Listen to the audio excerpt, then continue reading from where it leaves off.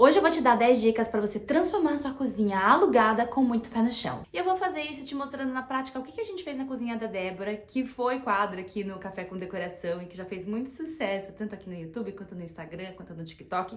Aliás, se você não me segue em outras redes, me segue lá também, @thaisbittencourt.b. E com essas ideias eu tenho certeza que você vai poder se inspirar para fazer na sua casa também, com economia, de maneira reversível, porque pensando que você tá numa cozinha alugada. Mas se você também não tiver num apartamento, numa casa alugada, não tem problema, você pode pegar essas dicas pra você, porque também vai dar super certo. Então vamos pra mais um Como Decorar com Thaís Bittencourt, que no caso sou eu. Deixa eu me apresentar, meu nome é Thaís, eu sou designer de interiores e trabalho na área de decoração acessível, descomplicada, fácil, de pessoas comuns e reais como eu e você, e não essas aqui que estão na internet, que estão fazendo coisas mirabolantes, já faz 10 anos. E meu lema aqui é descomplicar a decoração para que você possa entender e colocar na prática. Então toda quarta-feira tem vídeo novo aqui no canal, aqui nesse quadro Como Decorar com Thaís Bittencourt. Então já se inscreve para não perder. Vamos começar, você tá numa cozinha aí, pequena, grande, que seja, e eu quero que antes de mais nada, passo 1, você vai pensar nesse layout. Se isso que você está utilizando hoje como disposição dos móveis é a melhor opção. Eu sei que provavelmente você tem uma limitação, que é a limitação da pia, né? Onde teoricamente, na maioria dos casos, isso é fixo, então não tem muito como a gente mudar. Mas será que a geladeira tá no melhor lugar? Será que o fogão tá no melhor lugar? Em regras gerais, a gente fala sobre o forno não ficar ao lado da geladeira, tá? Só para você ter em mente, porque o forno vai passar ali meia hora, 40 minutos, 1 hora, 1 hora e meia ligado, então ele é um elemento quente, ao lado da geladeira pode estragar. No caso da cozinha da Débora, a gente queria usar onde estava o fogão, a máquina de lavar dela, né? Então eu precisava que a máquina de lavar louças estivesse perto da pia pra gente usar o ponto hidráulico ali, né? Então eu tinha que tirar o fogão dali. O que eu fiz? Eu coloquei o fogão ao lado da geladeira, mas veja, ele é um cooktop, ele não é um forno, tá bom? Talvez se fosse um forno eu tivesse pensado num layout diferente. Mas nesse caso, o que foi legal? Eu consegui expandir uma área de bancada dela, né? Então eu criei um L, né? Integrando as coisas, criando mais espaço de trabalho em cima dessa bancada, de uma maneira super simples, com uma tábua, e a gente fechou com cortininha. Já falo isso pra vocês, tá bom? Inclusive essa tábua era uma porta de armário de que ela tinha desmontado da casa. Outra coisa, ainda nesse assunto número 1 de layout, eu quero que você pense nos volumes desses armários, né? Vamos deixar os volumes meio parecidos juntos, né? Então, armários profundos junto com outros armários profundos, armários estreitos junto com outros armários estreitos, tá? Que foi o que a gente fez aqui nesse caso. Eu concentrei os armários mais volumosos aqui neste outro canto da cozinha, pra não ficar essa coisa, né? Tipo esse piano, né? De teclas que vão e voltam. A mesma coisa nas alturas desses armários. É legal a gente manter as alturas iguais. Se não for igual, então que tal você equilibrar essas alturas, né? Então, aqui nesse caso, o armário superior subiu um pouquinho para ficar na mesma altura deste outro armário alto, mas se não fosse possível, por exemplo, a gente poderia equilibrar com uma outra prateleira acima para que essas coisas parecessem meio iguais. Então, quando a gente faz isso, a gente tem essa mesma ideia do quando a gente faz um móvel planejado, né? Que não é o seu caso, quando você tá numa casa alugada, mas quando a gente vai fazer um móvel planejado, a gente pensa em alturas iguais, em acabamentos iguais, em volumes parecidos, né? Idealmente, quem for fazer os seus armários de marcenaria vai pensar nessas proporções. Agora, quando a gente pega esses armários que veio um do vizinho, outro da casa antiga, da casa nova que já estava no imóvel alugado, que veio das Casas Bahia, a gente precisa lidar com essas situações, então a gente tenta uniformizar dessas maneiras, né? Então, equilibrando os volumes, equilibrando as alturas. Daí o segundo passo, ainda nessa parte de mobiliário, a gente vai pensar nessas cores. Eu falo pra gente evitar o uso de acabamentos brilhantes. Primeiro porque isso dá reflexo e isso causa uma poluição visual. E segundo porque realmente é mais interessante visualmente, é um pouquinho mais atual, mais moderno. Mesmo que seja uma cozinha com, né, a casa, a moda antiga também, né? A gente não tinha muito brilho nas coisas antes. Então, é ideal a gente trabalhar com acabamentos mais foscos. Então, você pode envelopar esses armários para deixar ele com um acabamento mais fosco. Pode pintar para deixar também com um acabamento mais fosco. Mas, principalmente, vamos evitar armários que tenham duas cores. tá? Então, às vezes tem 2 portas de vidros, 2 portas brancas, ou 2 portas de madeira, 2 portas brancas, ou 2 portas pretas e 2 portas brancas no mesmo conjunto. Ideal que a gente uniformize. Lembrando também, quando a gente tá mandando fazer um armário, né, sob medida, caríssimo, tal, que não é o nosso caso, mas a gente vai se inspirar nisso, esse bloco tem uma unidade. Então, que este bloco tenha uma unidade de cor. Ah, então vai ser tudo branco. Ou, ai, quase caiu meu iPad. Ou vai ser tudo amadeirado, né? Se você quiser brincar com diferenças de cores, então pense em blocos diferentes. O bloco de baixo amadeirado e o bloco de cima branco. Ou o bloco de baixo colorido e o bloco de cima branco. Ou vice-versa. Normalmente a gente deixa uma cor mais pesada embaixo e em cima a mais leve, tá? Passo número 3, nesses armários que você tem aí que você vai aproveitar, outra dica super legal para você fazer e dar uma super renovada na cara, às vezes você nem precisa pintar e nem envelopar, às vezes só fazendo isso já dá uma super diferença, que é trocar os puxadores. Esses puxadores prateados, plásticos, que muitas vezes estão quebrados, eles dão aquela cara de que aquele armário tá velho, tá sofrido, né? Então, às vezes, só você trocar esses puxadores já dá uma super renovada. No caso da Débora, a gente usou ripinha de madeira que a gente pegou na porta de madeireira, gente. Em madeireira grande, eles deixam na porta da madeireira restos de madeiras que eles deixam para doação mesmo.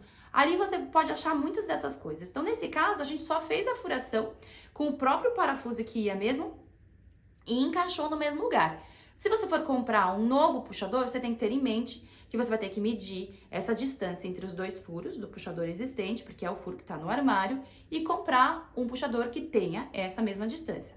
Mas se você pintar ou se você for envelopar, você pode desconsiderar isso e usar um outro puxador de outro tamanho ou até com furação única.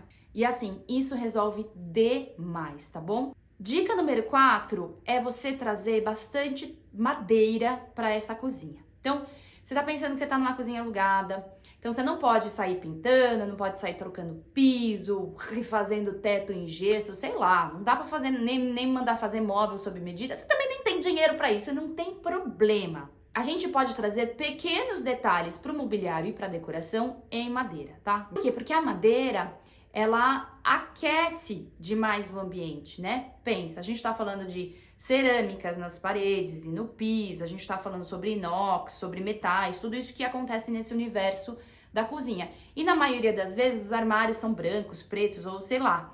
A maioria das vezes nem tem madeira. E essa madeira, né, o toque da madeira, ele traz pra gente uma questão natural. A gente sabe que encostar numa madeira não é gelado como você encostar num azulejo.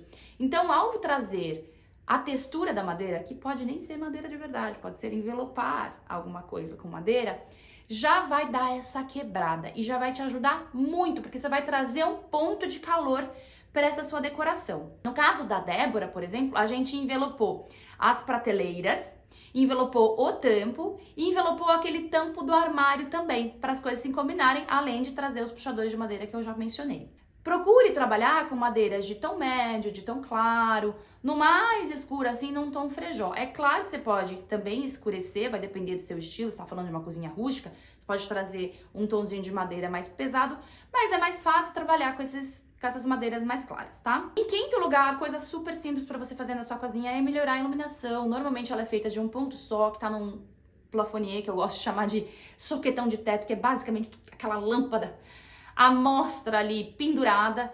E aí, se você espalha essa iluminação num trilho, você tem pontos de luz em diferentes ângulos, você distribui melhor essa iluminação. Eu gosto muito de usar esse trilho, gente, custa menos de R$30 na Shopee.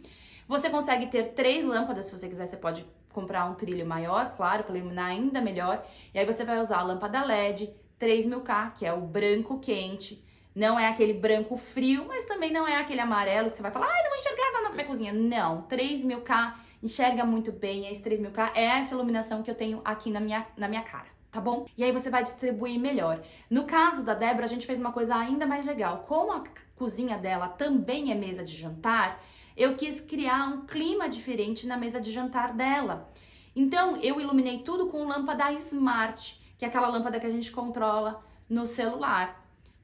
Dessa maneira, a gente conseguiu puxar uns pendentes com cachepô de palha para a mesa de jantar E tem também o trilho, que é para a área da cozinha. Ou seja, na hora que ela estiver, por exemplo, jantando com amigos, ela apaga no celular o trilho e deixa só a mesa de jantar iluminada. Ela pode até dimerizar, que é diminuir essa intensidade de luz, né? Deixar mais fraquinha ou deixar mais forte, para criar um ambiente muito mais acolhedor.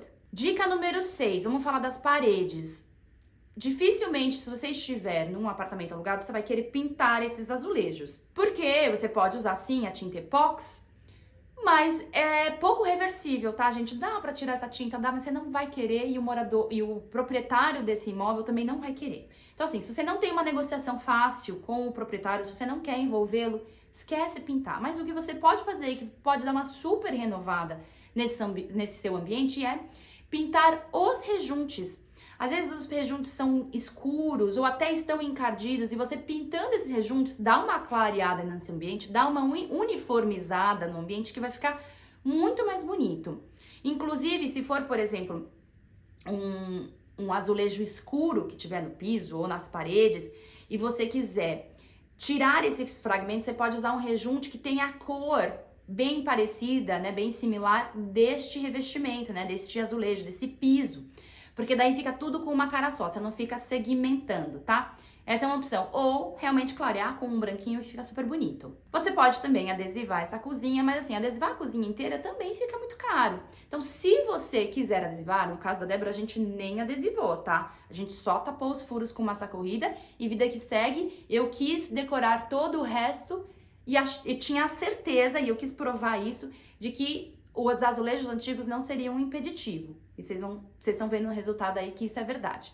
Mas, ai, Thaís, eu preciso muito, porque eu odeio esses azulejos, mesmo decorando todo o resto, eu acho que o azulejo vai continuar horroroso.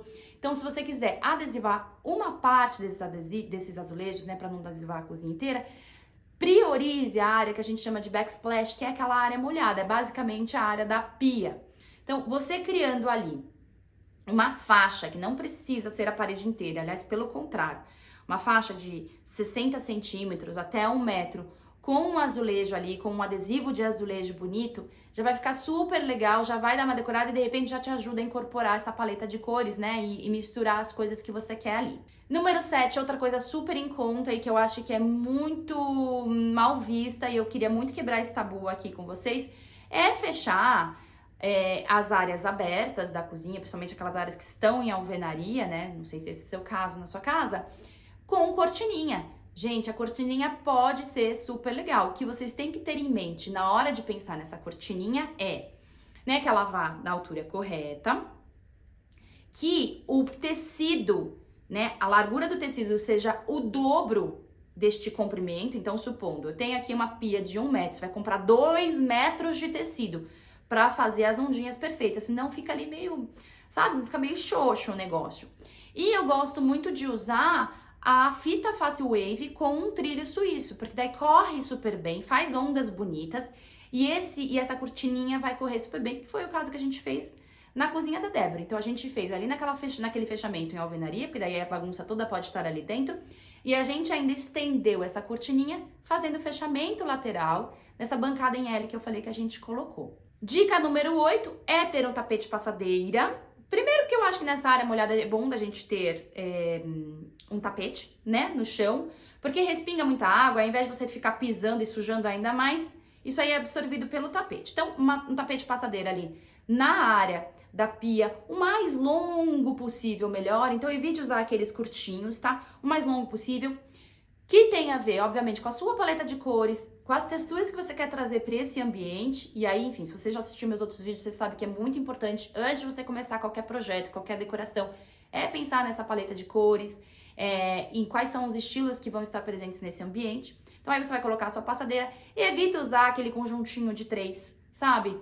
A gente tá falando sempre em integrar essas coisas, né? A gente tá falando sempre em dar continuidade. Então, demos continuidade na bancada, demos continuidade no piso, nos azulejos, demos continuidade nos móveis, colocando todo o mobiliário alinhado. Então, ao invés de ficar segmentando com uma passadeira e outros 2 tapetinhos, coloca um tapetão só. Esquece essa coisa do conjuntinho de 3 tapetes, tá? Você quer uniformizar e não ficar segmentando os espaços. Número 9.